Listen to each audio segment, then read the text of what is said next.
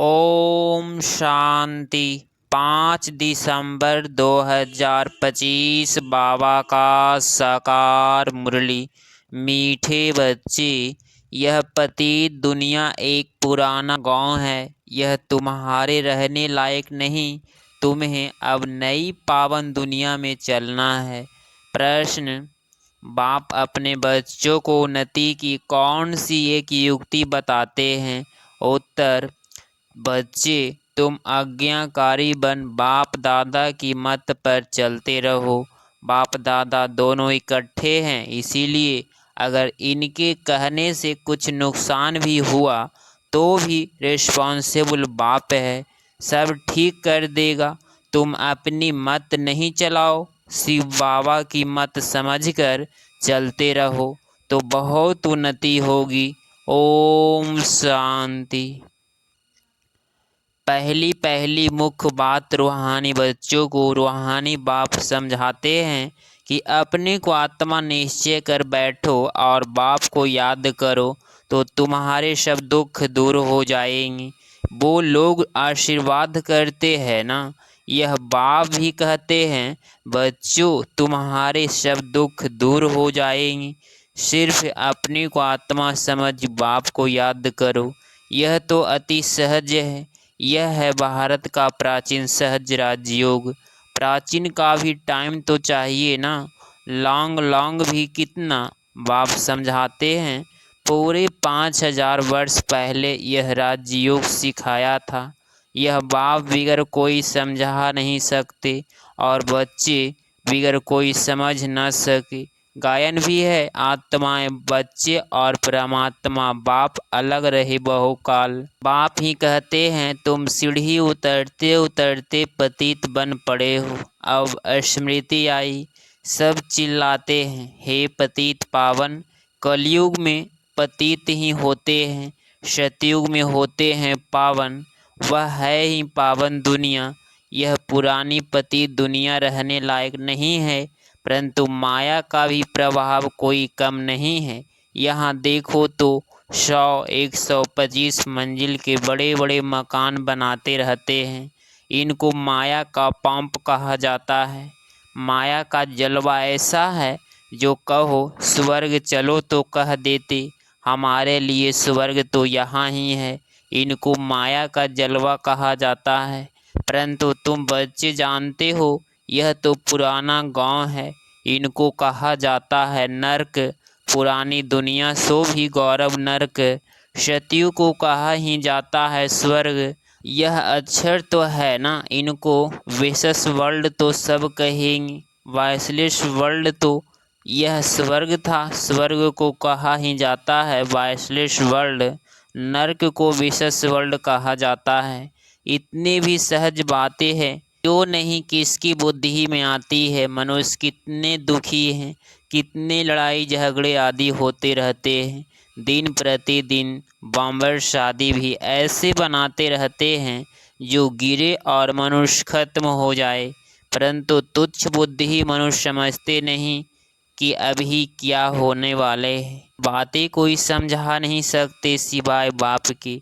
क्या होने वाला है? पुरानी दुनिया का विनाश होना है और नई दुनिया की स्थापना भी गुप्त हो रही है। तुम बच्चों को कहा ही जाता है गुप्त वॉरियर्स। कोई समझते हैं क्या कि तुम लड़ाई कर रहे हो? तुम्हारी लड़ाई ही है 5 विकारों से। सबको कहते हो पवित्र बनो। एक बाप के बच्चे हो ना, प्रजापिता ब्रह्मा के बच्चे तो सब भाई बहन हुए ना। समझाने की बड़ी युक्तियाँ चाहिए। प्रजापिता ब्रह्मा के तो ढेर बच्चे हैं, एक तो नहीं, नाम ही है प्रजापिता। लौकिक बाप को कभी प्रजापिता नहीं कहेंगे। प्रजापिता ब्रह्मा है तो उनके सब बच्चे आपस में भाई बहन ब्रह्मा कुमार कुमारियाँ ठहरे ना, परंतु समझते नहीं। जैसे पत्थर बुद्धि है, समझने की कोशिश भी नहीं करते। प्रजापिता ब्रह्मा के बच्चे भाई बहन हो गए, विचार में तो जा न सके। तुम्हारे बोर्ड पर भी प्रजापिता अक्षर बहुत ज़रूरी है, यह अक्षर तो ज़रूर डालना चाहिए। सिर्फ ब्रह्मा लिखने से इतना जोरदार नहीं होता है, तो बोर्ड में भी करेक्ट अक्षर लिख सुधारना पड़े। यह है बहुत ज़रूरी अक्षर। ब्रह्मा नाम तो फीमेल का भी है, नाम ही खुट गए हैं तो मेल का नाम फीमेल पर रख देते हैं। इतने नाम लाए कहाँ से? है तो सब ड्रामा प्लान अनुसार बाप का वफादार आज्ञाकारी बनना, और मासी का घर नहीं है। बाप और दादा दोनों इकट्ठे हैं ना, समझ नहीं सकते हैं यह कौन है। तब शिव बाबा कहते हैं मेरी आज्ञा को भी समझ नहीं सकते हैं। उल्टा कहे या सुल्टा तुम समझो। शिव बाबा कहते हैं तो रिस्पॉन्सिबल वह हो जाएगा। इनके कहने से कुछ नुकसान हुआ तो भी रिस्पॉन्सिबल वह होने से वह सब ठीक कर देगा। शिव बाबा का समझते रहो तो तुम्हारी उन्नति बहुत होगी, परंतु मुश्किल समझते हैं कोई फिर अपनी मत पर चलते रहते हैं। बाप कितना दूर से आते हैं तुम बच्चों को डायरेक्शन देने समझाने, और कोई पास तो यह स्पिरिचुअल नॉलेज है नहीं। सारा दिन यह चिंतन चलना चाहिए क्या लिखे जो मनुष्य समझे। ऐसे ऐसे सीधे अक्षर लिखने चाहिए जो मनुष्यों की दृष्टि पड़े। तुम ऐसे समझाओ जो कोई प्रश्न पूछने की दरकार ही न पड़े। बोलो। बाप कहते हैं अपने को आत्मा समझ मुझे याद करो तो सब दुख दूर हो जाएंगे। जो अच्छी रीति याद में रहेंगे वहीं उच्च पद पाएंगे। यह तो सेकंड की बात है।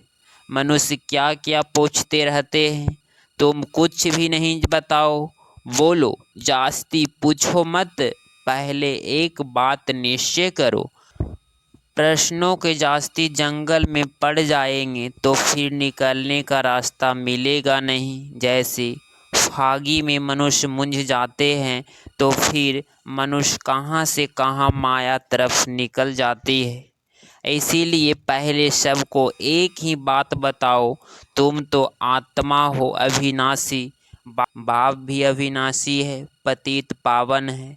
तुम हो पतित, अब तो यह घर जाना है या नई दुनिया में।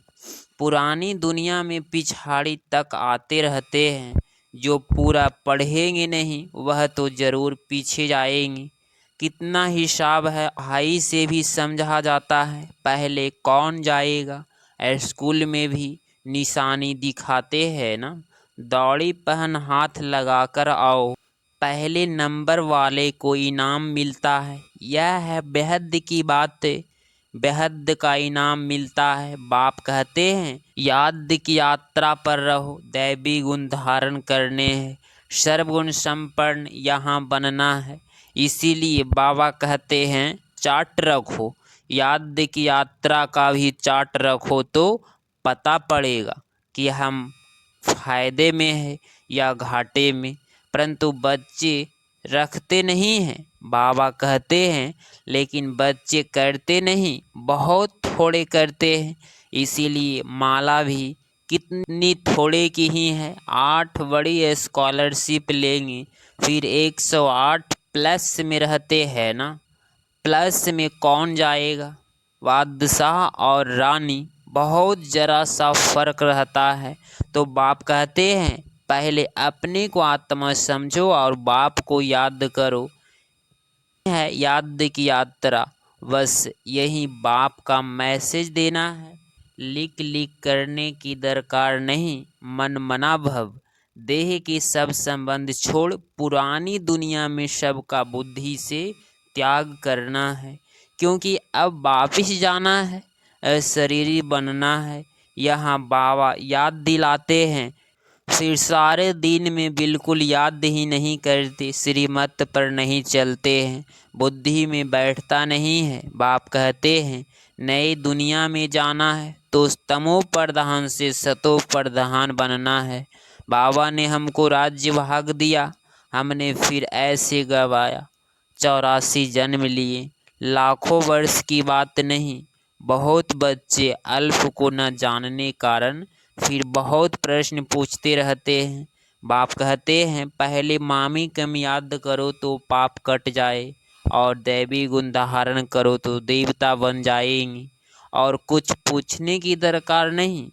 अल्प न समझ बेते की लिक लिक करने से खुद भी मुन जाते हैं, फिर तंग हो पड़ते हैं। बाप कहते हैं पहले अल्प को जानने से सब कुछ जान जाएंगे, मेरे द्वारा मेरे को जानने से तुम सब कुछ जान जाएंगे, बाकी जानने का कुछ रहेगा नहीं। इसीलिए 7 रखे जाते हैं। 7 रोज में बहुत समझ सकते हैं, परंतु नंबरवार समझने वाले होते हैं। कोई तो कुछ भी समझते नहीं। वह क्या राजा रानी बनेंगे, एक के ऊपर रजाई करेंगे क्या? हर एक को अपनी प्रजा बनानी है। टाइम बहुत वेस्ट करते हैं। बाप तो कहते हैं बेचारे हैं, भल कितने भी बड़े बड़े मर्तबे वाले हैं, परंतु बाप जानते हैं यह तो सब कुछ मिट्टी में मिल जाना है, बाकी थोड़ा समय है। विनाश काले विपरीत बुद्धि वाले को तो विनाश होना है। हम आत्माओं की प्रेत बुद्धि कितनी है वह तो समझ सकते हैं। कोई कहते हैं 1-2 घंटे याद रहती है। क्या लौकिक बाप से तुम 1-2 घंटा प्रेत रखते हो? सारा दिन बाबा बाबा करते रहते हो। यहाँ भल बाबा बाबा कहते हैं, परंतु हड्डी प्रेत थोड़े ही है। बार बार कहते हैं शिव बाबा को याद करते रहो। सच सच याद करना है। लाचारी चल ना सके बहुत है जो करते हैं।